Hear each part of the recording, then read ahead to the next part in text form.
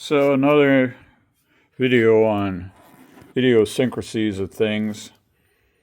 I put in LED headlight bulbs, and I had already had LED fog light bulbs because I had replaced the bumper after hitting a deer, and now the fog lights won't work. So Googling it, I found that you need to put a resistor in line so that you fake out the system and it thinks it's got regular headlight bulbs in, so you're not saving any power, you're just getting a brighter light, because these are actually burning up power and wasting it to make the LEDs work. They don't send you screws to mount these things, and that's a tiny hole. I don't have a sheet metal screw that small. So what I'm going to try to do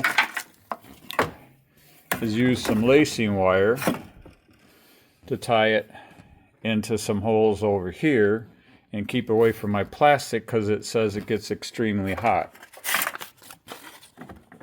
Right here they send you a note, don't mount it to plastic because it gets hot.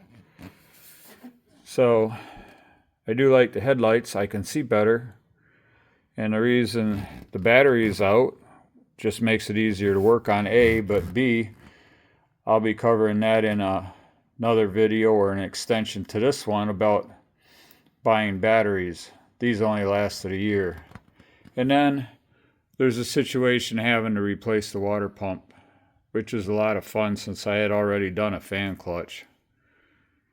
So my solution, because the screw holes were so small, was baling wire to metal front frame.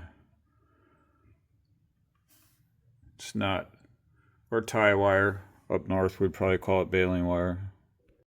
So I'm about ready to wrap up this video. I'm putting in these resistors for the LED lights.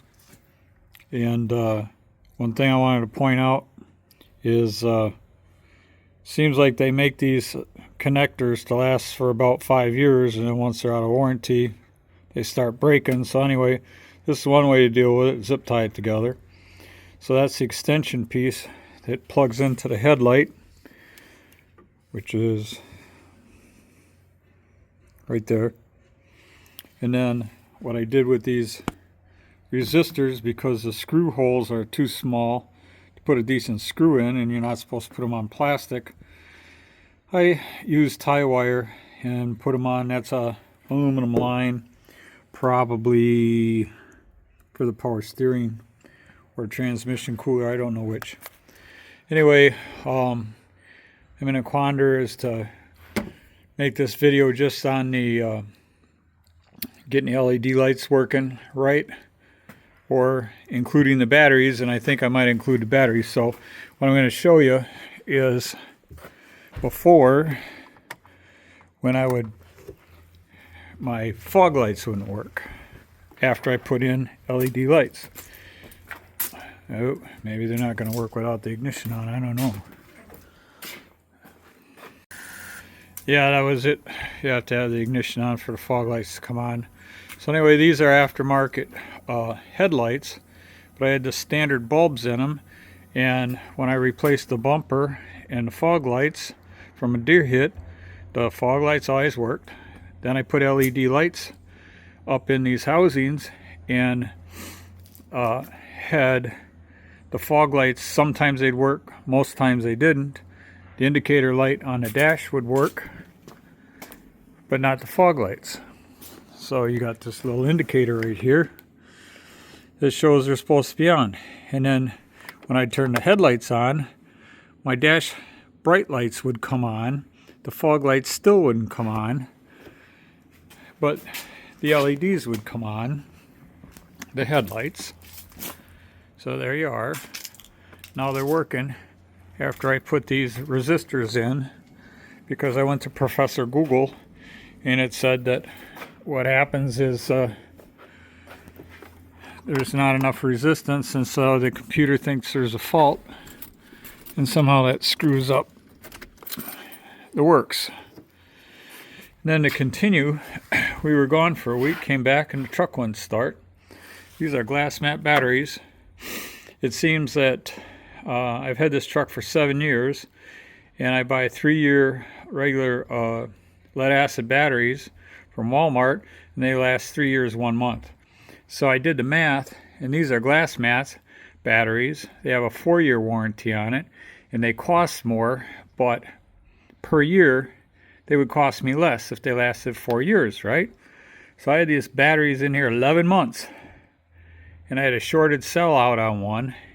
I had to go back to Walmart, and after 4 hours, 4 calls for a manager to approve the warranty, they finally replaced it, because under a year it's a full replacement. The interesting part to that is my nephew, who had a Walmart battery, which was just a year old, had one die on him too. In my conspiracy theories, I think there's a chip inside these things, and it's timed, but they must have had some defective ones. Anyway, that's just a theory. I was going to make this video shorter by breaking up the 2 subjects, so let me know in the comments, because I'm a skimmer, so I'm for fast information, and my wife's a reader, so she'll read the whole book. I got a mat coming for underside of the hood. I thought maybe they just made them without the mat in them, but I found one on eBay for about $35, so maybe I'll cover the installation of that. I'm hoping to make the truck a little quieter. Diesels are notoriously a little clangy. And if I remember, I'll do a video on a water pump, which should be arriving today. Next thing that has to be fixed.